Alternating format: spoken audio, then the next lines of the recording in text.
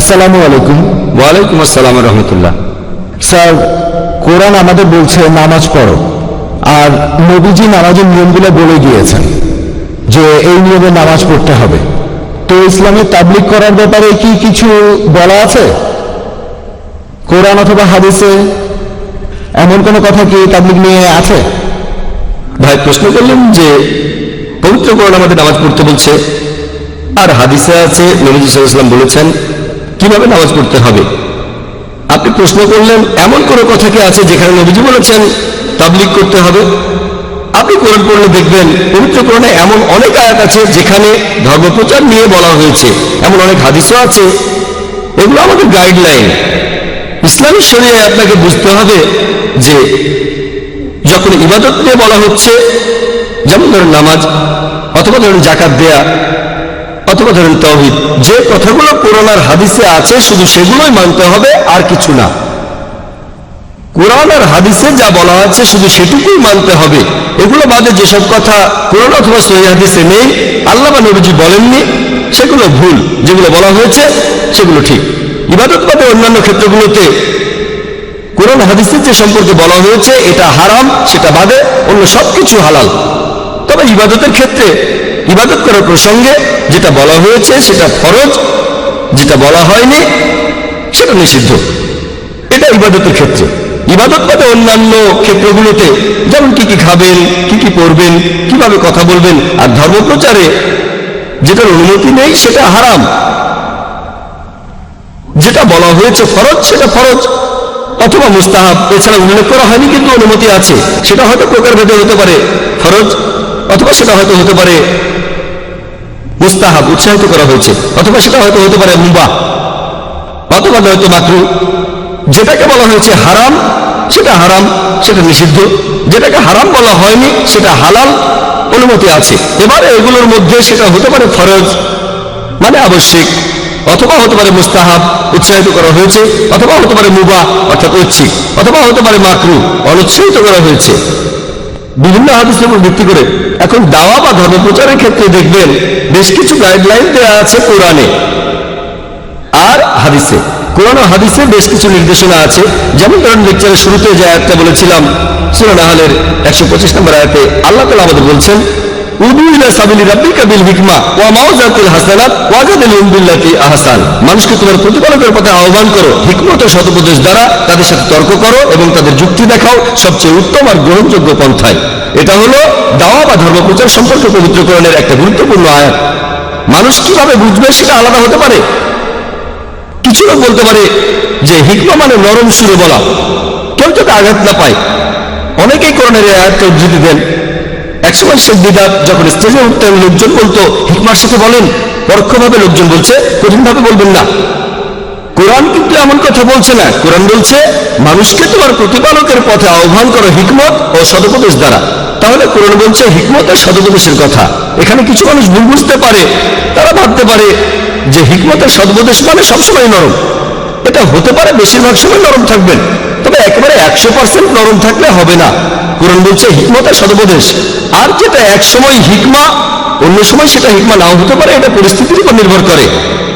আর লোকজন আমাকেও বলে, যখন লেকচার দিতে যাই আমি অমুসলিমদের উদ্দেশ্যে, লেকচারের আগে বলে জাকির ভাই হিকমার সাথে বলেন। পরোক্ষভাবে আমাকে বলছে জাকির ভাই নরম করে, খুব কঠিন করে বলবেন না, আক্রমণ করবেন না। আমি বলছি না যে হিকমা মানে আক্রমণ করা। হিকমা মানে সদুপদেশ, মানে কাজটা ঠিকমতো করতে হবে, তারা যেন ইসলাম সম্পর্কে জানতে পারে। আর আপনারা যদি এই আয়াতের প্রসঙ্গটা দেখেন, সূরা নাহলের 125 নম্বর আয়াতের প্রসঙ্গটা, এটা হচ্ছে কয়েকটা আয়াত আগেই 120 নম্বর আয়াতে বলা হয়েছে যে নবী ইব্রাহিম আলাইহিস সালামের মধ্যে রয়েছে উত্তম দৃষ্টান্ত। তার মানে ইব্রাহিম আলাইহিস সালামের জীবনটা তোমরা দেখো কিভাবে ধর্মপ্রচার করছেন। এবারে ক্রস রেফারেন্স খোঁজেন, দেখবেন যে পবিত্র কোরআনের আরেকটা আয়াত আছে তিনি দেবতার মূর্তি ভেঙেছিলেন। অন্য আরেকটা আয়াত আছে নবী ইব্রাহিম আলাইহিস সালাম তার বাবাকে বলেছিলেন আপনি মুশরিক, তাকে বাসা থেকে তাড়িয়ে দেওয়া হয়েছিল। তাহলে কিছু কিছু ক্ষেত্রে মুশরিককে মুশরিক বলতে হবে, হোক সেই মুশরিক আপনার বাবা, বাসা থেকে তাড়িয়ে দেওয়া হতে পারে। এটাই হলো হিকমা। মানুষ আসলে পবিত্র কোরআনের অনেক গাইডলাইনই বুঝতে পারে না। এটা হলো একটা গুরুত্বপূর্ণ আয়াত ধর্মপ্রচারে। এরকম আরো অনেক আয়াত আছে, যেমন ধরুন সূরা ইমরানের 64 নম্বর আয়াতে উল্লেখ করা হয়েছে, তাআলাউ ইলা কালিমাতিন সাওয়াইন বাইনানা বাইনাকুম, এসো সেই কথায় যা আমাদের ও তোমাদের মধ্যে এক। প্রথম সাদৃশ্যটা কি? আল্লাহ নাবুদা ইল্লাল্লাহ, যে আমরা আল্লাহ ছাড়া আর কারো ইবাদত করি না। এটা একটা গাইডলাইন, আর আমার মনে হয়, আমার মতে এটা হলো ধর্মপ্রচারের একটা মাস্টার কি। কোন অমুসলিমের সাথে কথা বললে সাদৃশ্যের কথা বলবো, তাদের ধর্মগ্রন্থে যেটা আছে, আমাদের ধর্মগ্রন্থে যেটা কমন, তাকে অন্তত সেটা মানতে বলবো। আর এখানে সবচেয়ে গুরুত্বপূর্ণ এই সাদৃশ্যের কোরআন বলছে সেটা আল্লাহ নাবুদা ইল্লাল্লাহ, আল্লাহ ছাড়া কারো ইবাদত করি না। তাহলে ধর্মপ্রচারের সবচেয়ে গুরুত্বপূর্ণ দিকটা হলো তৌহিদ। এভাবে কোরআনে কিছু গাইডলাইন দেওয়া আছে, হাদিসে কিছু গাইডলাইন আছে। যেমন আমাদের নবীজি বলেছেন, এটার উল্লেখ আছে সহিহ বুখারীতে, বাল্লিগু আন্নী ওয়াল আয়া, মাত্র একটা আয়াত জানলেও ধর্মপ্রচার করো। আপনি যদি ইসলাম সম্পর্কে একটা আয়াত জানেন আর জানেন সেটা ঠিক, তাহলে প্রচার করেন। পবিত্র কোরআনে এরকম আরো অনেক আয়াত আছে আর হাদিস যেখানে দাওয়ার কথা বলা হয়েছে। তবে এটা যেহেতু এমন না যে সালাত, যাকাত বা তাওহীদ অথবা কোরআন আর হাদিসে যেটার উল্লেখ আছে তার কিছু আছে ফরজ, কিছু আছে মুস্তাহাব, কোরআনের সেই আয়াত অথবা হাদিসের প্রসঙ্গের উপর নির্ভর করে। তবে ধরেন আমি মাইক্রোফোনে কথা বলছি, প্রশ্ন করতে পারেন নবীজিকে মাইক্রোফোনে কথা বলেছিলেন? না, নবীজি বলেননি। তাহলে মাইক্রোফোনে কথা বলা কি বিদআত? এটা কি হারাম? আমি বলবো না, এটা ব্যবহার করছি ধর্মপ্রচারের জন্য, আর সেটাই গুরুত্বপূর্ণ। ধর্মপ্রচার করা ইসলামী ফরজ, তবে এই ক্যাটাগরিতে পড়ে না যেমন সালাত বা যাকাত। ধর্মপ্রচার করা ফরজ, আবশ্যিক, কোনো সন্দেহ নেই। তবে কিভাবে করতে হবে সেটার গাইডলাইন পাবেন কোরআন আর হাদিসে। তবে একটা সহিহ হাদিসে যদি বলে মাইক্রোফোনে কথা বলো না, তাহলে মাইক্রোফোনে কথা বলা হারাম, বুঝলেন?